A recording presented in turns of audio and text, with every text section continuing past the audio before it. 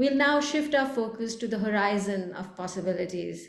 With our distinguished panel, we embark on this voyage of speculation, aiming to understand the potential of strategic technological integration as a catalyst for change and as a bridge to the future.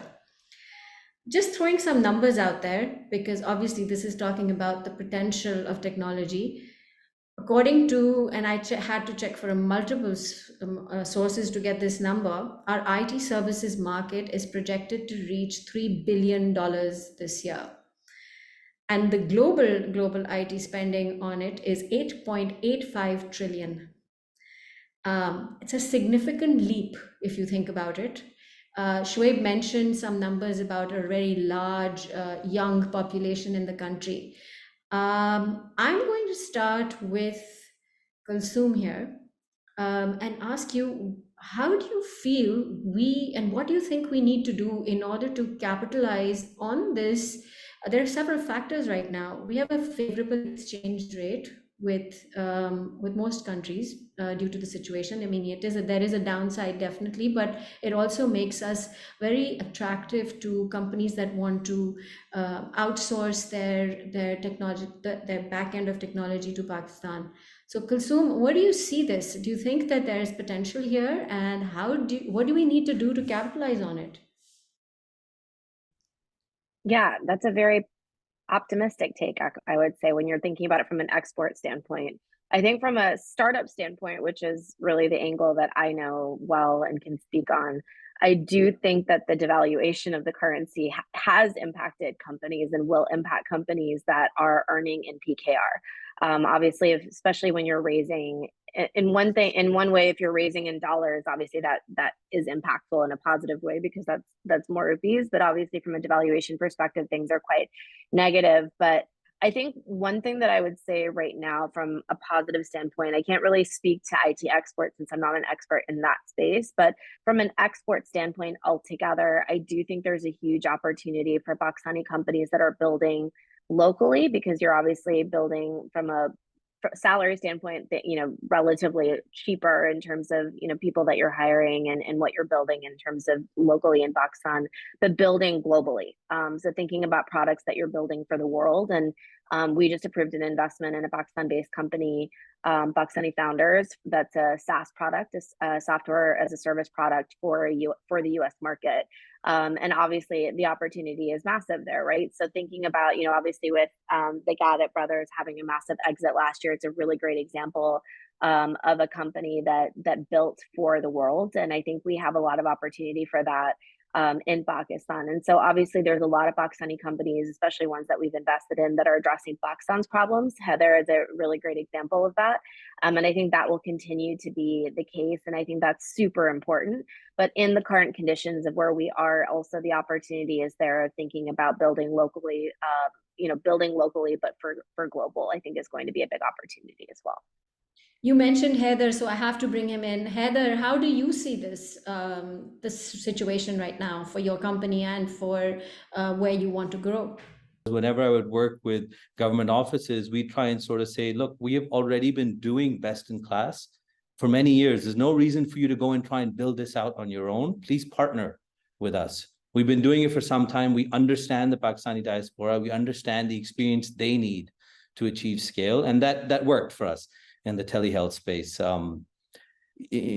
I think the opportunity is very, very big in Pakistan, and that's why I'm going to have to jump in here. I'm going to ask Mubarriz to come in.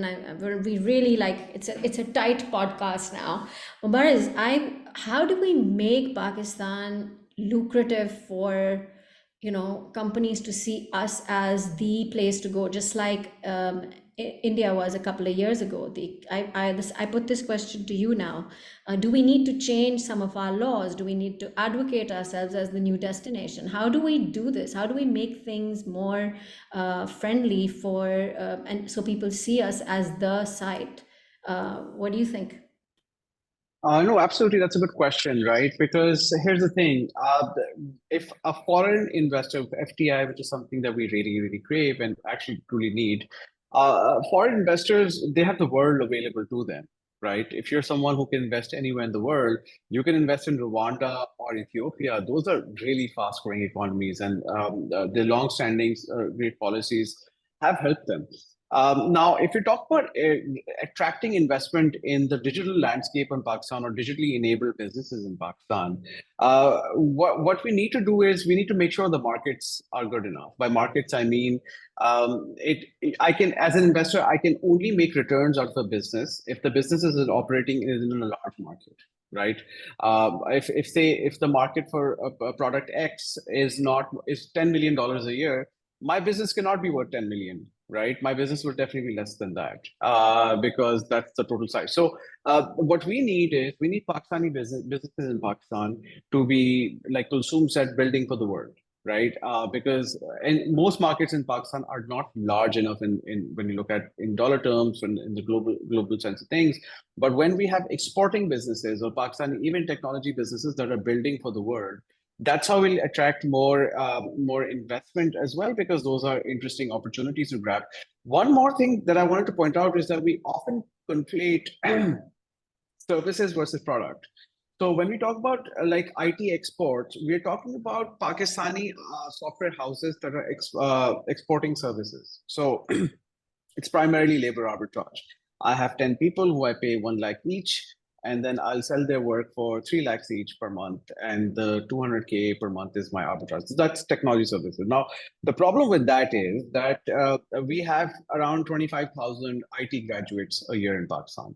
Out of those 25,000, when you speak to the top software houses, they say that less than 10%, less than 2,000 of them are employable by these top services who can charge top dollar for their services.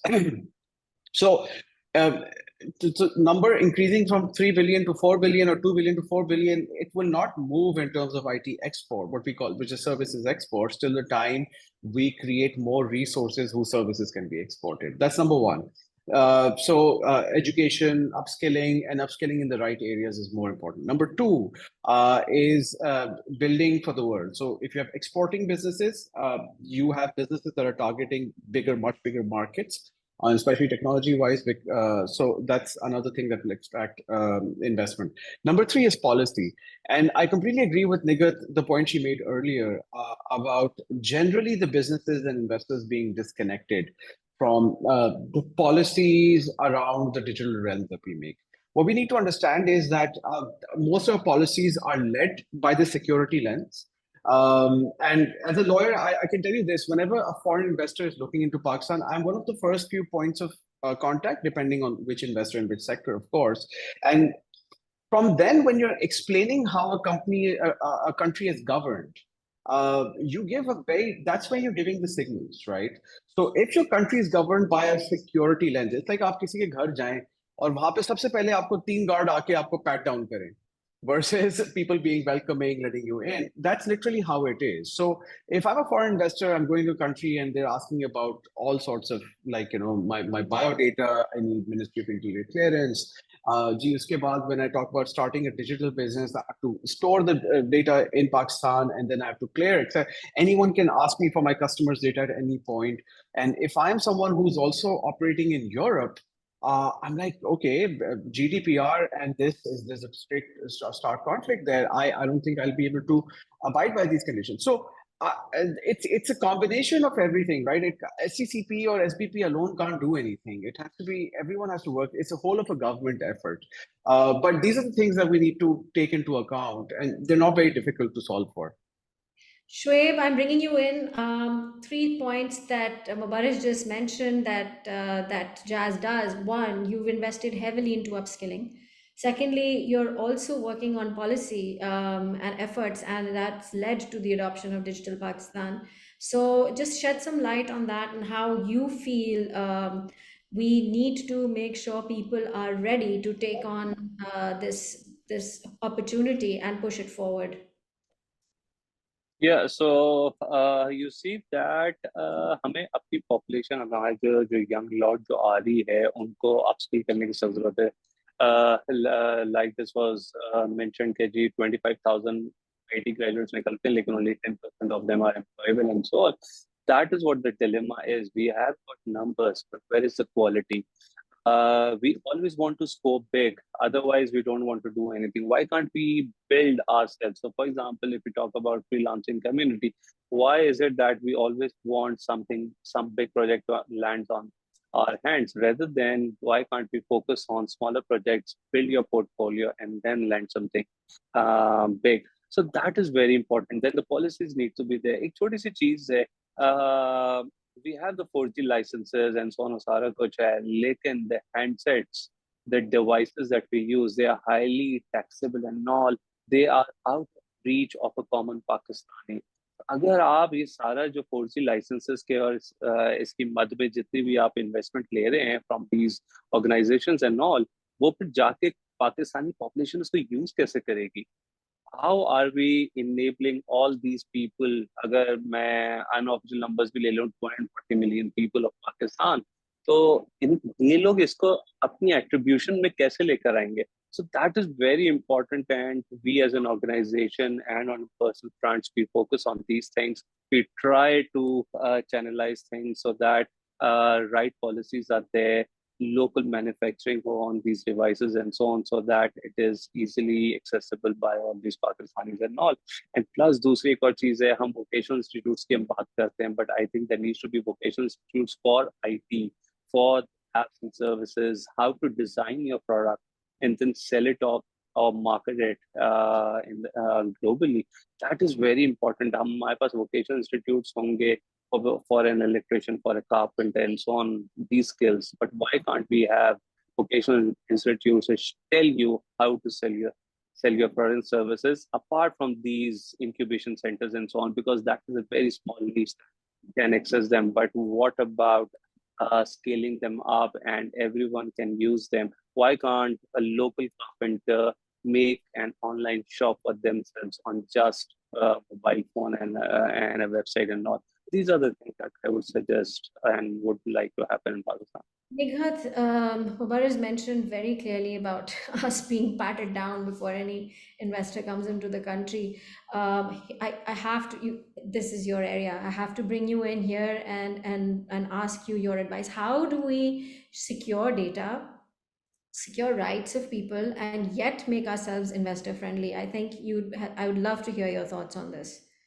I mean, to be very honest, everything what 𝙤𝙤𝙧𝙩𝙪, Shoaib, Heather, and Mubarak said, building on that, because we are talking about ecosystem. We cannot talk about rights in an isolation. So we have to take this collectively. We have to sort of push government and relevant actors to be more transparent, to have, you know, that kind of, to build that kind of position, like especially among ourselves, that we can put pressure on them to you know, sort of not only transparent, but also we can hold them accountable, right? So previously jitni bhi policies aayi hain, we have all those experiences and evidences. So what we can do is that wahan ke jo lessons learned hain hamare, uske mutabik we can keep building pressure ke jo policies aap la rahe hain, those should be not only business friendly but also users friendly, because agar businesses ka user khush nahi hoga to businesses kaise khush honge, right? So I think businesses also need to make that connection कि अगर आपका internet outage है, there is internet shutdown in one part of Pakistan, right? How that will impact the business, the telecom companies. We have seen in the past that telecom companies went to the court and actually challenged those decisions, right? So इसका मतलब है आपको भी impact तो आ रहा है, but I think we really need to make those active connections and collaborations and partnerships among ourselves. And जरूरी नहीं है कि हमने कोई बहुत ही लड़ना है और नहीं, हमने बातचीत करनी है. We have to have that conducive environment where we can ask them कि भाई मिलके consultations करें, transparent करें, जहाँ पे सब involve हो, and then take decision जो कि पाकिस्तान के global image को बेहतर करे, जहाँ पे investor यहाँ पे आते हुए ये नहीं सोचे कि अच्छा स्टेट बैंक की पॉलिसीज तो ठीक है, व्हाट अबाउट राइट्स? बिकॉज आपकी ग्लोबल मार्केट जो है वो इन तमाम रेगुलेटरी फ्रेमवर्क को एक नजर से देखती है, वो राइट्स को अलग से नहीं देखती है. So that's all I would like to say, that companies, businesses, telecom companies need to work together and also need to work with NGOs, non-profit organizations, communities who are already working on ground, ताकि हम एक मिलके बड़ा change ला सकें. Data protection, e-safety authority bill, all these bills that are coming, शुक्र है पास नहीं हुए, हो जाते तो फिर वो एक नई जंग हमारी शुरू हो जानी थी. तो I think we really need to now see कि अच्छे laws या policies जो हैं वो किस तरीके से हम उनको ला सकते हैं. Kulsum, we're ending up the discussion very quickly. In practical terms, 3 specific measures that you think could steer Pakistan towards a bright future in technology. Oh, wow, just 3? Just 3, top 3. And I'm going to ask everybody the same question because that kind of like tells us, it'll give us consensus on what everyone is saying. Yeah, I mean, I think from a regulation standpoint, right, to everything that was being discussed, I would say that first of all, we need to continue to make the environment friendly for both international investors, but also for founders that are building companies, right? So as we mentioned before, the HoldCo legislation that was set up, 𝙤𝙤𝙧𝙩𝙪 was a key part of that legislation passing, is great, but then there's still so many issues in terms of the movement of money, where data can be stored and how many challenges there are in terms of the fact that, the personal data protection bill right now will have huge amounts of implications if it passes. I don't know if it's passed fully yet, but yeah, it hasn't yet, right? And so to the point there, I mean, those 2 things. The third thing I would say is that currently our tax regime is extremely onerous for companies. And so for founders setting up, so I would say that that is something that's really important to improve overall. And that's often a missing voice in the room. You tend to have State Bank and SECP in the room often in these corridors, but you don't tend to have, thinking about like how all of those pieces are connected and interconnected to each other. The last thing that I'll say, just as a comment on what 𝙤𝙧𝙧𝙪 was saying, is that she was mentioning earlier that a lot of us that have been in the ecosystem, these are 2 very disparate conversations that were being had, right? In terms of how businesses are impacted, and then later, ultimately, like the implications from a digital perspective on citizens and on people that are workers. And I think what's really important right now is that all of us in the ecosystem before were quite, reactive to every time, TikTok was banned or YouTube was banned, people were coming out and doing stuff. I think what's really important now is having a cohesive voice and not just being reactive to things, but actually being preemptive in terms of how we advocate for change and realizing that all of those pieces are connected for that brighter future. So I think, that's much bigger than what you asked for, but I do think that it's really important for us to have the conversation together rather than having these very siloed conversations that often happen. Heather, what are your views? Top 3 things we need to do specifically to ensure that there is a better environment for organizations like yourselves to operate? Third time's a charm, guys. So Anjum, totally agree with what Kulsum just mentioned. They're spot on. I think they need as much attention as possible. I'm just going to add 2 more to that list. And probably I'm speaking from a founder lens that's constantly trying to optimize his business.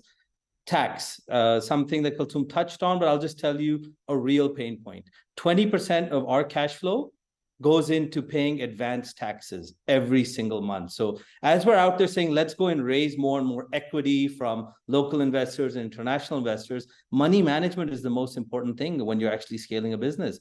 And if 20% of that is getting stuck constantly in paying advanced taxes, it becomes really, really tight. And so that is something that definitely needs a lot more attention. If there's a way to carve out a different policy for registered startups who are sharing all their data, sharing all their revenue, it's all documented, right? So please ask for everything. We're happy to share it. So I think that definitely needs more attention. And then the second thing is a follow-on from that. Rather than always raise more local equity or international equity, equity is great, but we're at the stage of a business where we're looking for debt. We are able to repay debt. We are scaling up fast enough that we're able to justify that debt as well. But the debt regime in Pakistan for startups starts off with saying, well, where's the collateralization? We want a piece of land, or we want a piece of your home to be able to scale this up. And unfortunately, startups aren't built that way. So suddenly someone can say, okay, you know what, take my home as a pledge. So I think that's another area where there's extreme support needed. Naturally, it won't help all the companies, but definitely the ones who are scaling up. I think that's a fast way to help them. Mubarak, of course, I'd love to hear what you have to say. You put these big deals together. Let's hear what you have to say to make this environment more friendly. Friendly for, see, it'll only be friendly for investors if it's friendly for the people they're investing in. So make it easier for Pakistani businesses to operate in a documented fashion. Right now, a lot of businesses can't even compete with the undocumented economy if they start documenting themselves, right? Because of the taxes, etc. Like as I just mentioned, his competitors have no issues with the advanced tax because they're just not paying it, right? So they have a much better, easier time. Number two, ambassadors, your best investment ambassadors are your founders and entrepreneurs in Pakistan. People who are actually in the trenches, people who are actually building something in Pakistan, they can attract investment into Pakistan. It will not be a bunch of ministers and bureaucrats. It just won't. That's just not how it happens. So whenever there is an opportunity and there are these rooms where our politicians and bureaucrats have access to, make sure you fill it with people who will actually be taking the investment from those folks. Lastly, it's signaling. Signal is extremely important. We just mentioned about if the signal is this is a security state, if the signal is that your business will be encumbered with loads of different both legal and practical restrictions, people would rather go somewhere else because nobody wants that kind of hassle on their head. Also, one more, we need to fix dispute resolution because nobody wants to get stuck in a market where they don't have a free, quick, I'm insisting on quick, avenue to resolve disputes. Nikhat, and then I'm going to come to Shoaib. Oh, but I think everything has been already said, but very quick. I think we really need to push for a collective political will because there's a lot of fancy words that we see when governments are going, but actually nothing happens on ground. And I think when it comes to enforcement of good laws, I think that is missing. We have to push for that. And Shoaib mentioned about digital literacy. I feel like not only consumers and users need digital literacy, our policymakers and people who are in the position of power need digital literacy. They really need to understand how the whole ecosystem works, and also businesses need to understand how digital rights work so they can connect the economy or their business model with the rights of the users. Shoaib, I'd love to hear your thoughts. The three things that you practically. Yeah, I think one thing I already touched upon, and I think almost everyone has said that I think we need to have right policies. Those policies can be in terms of the licensing, 4G, 5G, and so on, the taxing, the tax regime, and so on. And plus, हमने freelancing और इसकी बात की है, but we still have a problem of getting forex into the country and utilizing that payment, and we all know what happens over there. So I think these policies collectively needs to be there at multiple levels. Then one more important thing is that female penetration in the mobile density and all, their number is significantly low. Abhi bhi, there is a very strong segment of the society जो कि जहाँ पे जिन families में, even well-to-do families and so on, जहाँ पे females के numbers जो हैं are on the names of the male counterparts and all, whether it is father, brother, whatever. So that is something that needs to be there. 21 where we tried doing something in that regard, and our communication got banned by PEMRA and so on. So that is the level of thing that is to be focused on. I think जहाँ पे हम वो अभी I think थोड़ी देर पहले किसी ने वो मोमबत्ती ब्रिगेड की बात की थी and something of that sort. I think that is there. It's a very big dilemma of our society and all, and I think rather than naming them, we need to do something about it as a nation, as a general society and all. And then lastly, I would say the training needs to be there at all levels. Like Niket also said, I think training is very important at every level. There are so many gaps out there, and we cannot do anything unless at least our foundations are right. So we need to create a collective voice. We need to have a regime that is inclusive towards the building of this industry and promotion, as Mubarak and Kulsum mentioned, that people need to see us as not as a security state, but as an environment that is open and an enabler. Dispute resolution is a huge part of that, because sometimes things do go awry. I really felt Heather's pain when he spoke about the advanced taxes that he has to do. I'm sure Jazz has to pay those as well, several of them. I also understand the significance of people understanding what digital and tech is, not just the user, not just the consumer. And as you know, we need to start coming together. As we conclude this two-part journey, I extend my heartfelt gratitude and appreciation for your participation. The avenue of this conversation remains open, because there's so much more to talk about, and I will be reaching out to you again. But for today, I say goodbye and encourage you to continue doing what you do to make sure that technology is a portal to the future. That's all from Symmetry Group and me, Pakistan Zindabad.